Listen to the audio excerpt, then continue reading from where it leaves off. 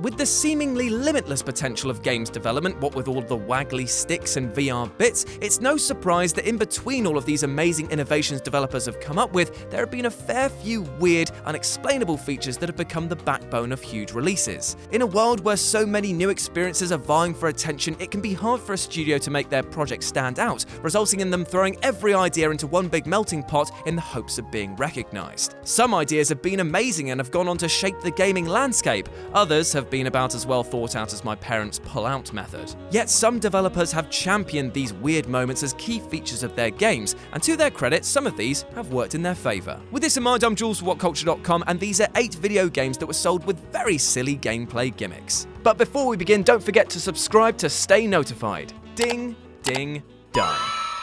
Number 8. Manual Blinking. SCP Containment Breach. Indie first-person horror games are a dime a dozen across both Steam and big consoles, so it can be difficult for a budding developer to break away from the pack and prove that their scary haunted house ride is worth picking up. The open-source title SCP Containment Breach faced this problem when it released a few years ago, but it managed to avoid being buried with one simple mechanic: blinking. Yes, that's right, the thing we all do involuntarily, but now thanks to me you're probably thinking about it, making the process much more challenging. Hahaha, you're welcome. The alien in this game acts like a weeping angel, always moving when your peepers are closed, and while it may sound silly to have a game where you need to blink, here it works really well. That said, I don't want this in my shooters or anything else, because that would be balls. Number 7. Transforming into a werehog. Sonic Unleashed. Pretty much every Sonic game these days is centered around some sort of gimmick, but the decision to allow players to transform into a werehog in Sonic Unleashed might have been the most misguided attempt to shake up the franchise's formula so far. The levels set during the day before the full moon descent are classic late-era Sonic, which for the most part are pretty fun. Then the night descends and we switch into a hulking, slow plodathon with boring combat.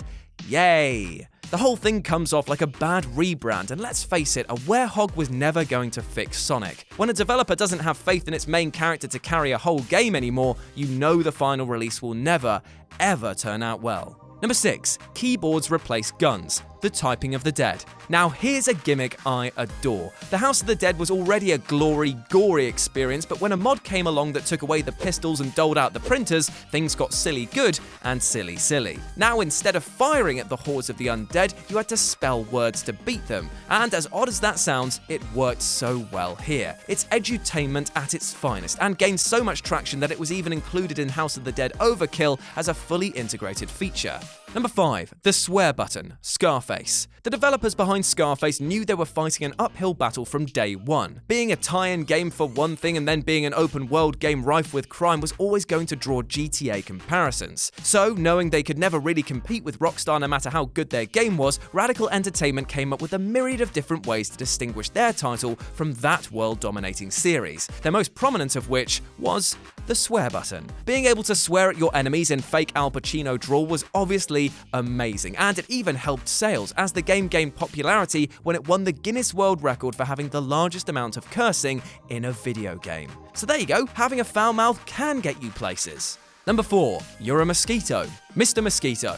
Mr. Mosquito has exactly one gameplay gimmick that it wants you to buy into, but the fact it wears it so proudly on its sleeve is utterly charming. It's essentially a stealth game. You're cast as the titular Mr. Mosquito and given a time limit to suck as much blood as you can from whatever human is in the room. However, suck too hard for too long and you'll increase this victim's stress level and you'll be swatted away. And to be honest, when this sucking mechanic coupled with the bit where you could slurp at this woman's tit, it's no wonder that sales did pretty well. Number 3. Moonwalking. Michael Jackson's Moonwalker. Back in the 80s, Michael Jackson was everywhere. With his likeness being plastered on any old tat and then sold off to his rabid fans, it made perfect sense that eventually he'd get a video game. Sega's Moonwalker has the general structure of any other bog-standard side-scrolling beat-em-up, but here's the twist. To keep it on brand, the developers made each one of Jackson's attacks a signature dance move. From a stylized high kick to, yes, of course, the moonwalk, all of Jackson's gimmicks were crowbarred into this game, whether they made sense or not. The fact that you could dance and defeat was the main thrust of this game, and you know what? it's still pretty cool to this day. Number 2, dog levels, Call of Duty Ghosts. Although it's bounced back over the past couple of years, in the early 2010s, the Call of Duty franchise was in dire straits. Don't deny it, it was. After Infinity Ward lost most of its core staff and released the underwhelming Modern Warfare 3, it attempted to follow up with a completely substandard franchise that almost single-handedly killed the entire series. Infinity Ward wanted something new, something amazing that would turn heads.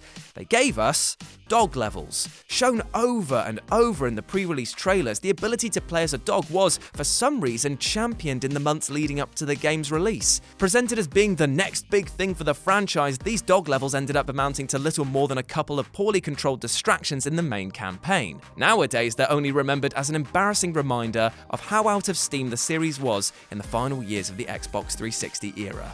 And number 1, everything SEAMAN. Just look at it. That is every reason you need to / never need to play this game. This is the apex of weird, as the sole goal of this game is to care for and to nurture the SEAMAN as he grows from egg into full-grown monstrosity, all with the help from narrator Leonard Nimoy. Okay? The gimmick, if that wasn't enough of one, was that you could use the microphone add-on for the Dreamcast controller to respond to SEAMAN's questions, because of course he f***ing talks. You were meant to bond with this thing, and you know what, maybe some of you did, but this is a game which took being different to the extreme, and unfortunately, it didn't sell very well. Wasn't that something? Don't forget to like, share and subscribe below, and also the people who made this lovely video, they're appearing right here. But if you're thinking to yourself, I want to see more content, Jules, then why not look above my head, as there probably is some. I don't know. I can't see it. Until next time.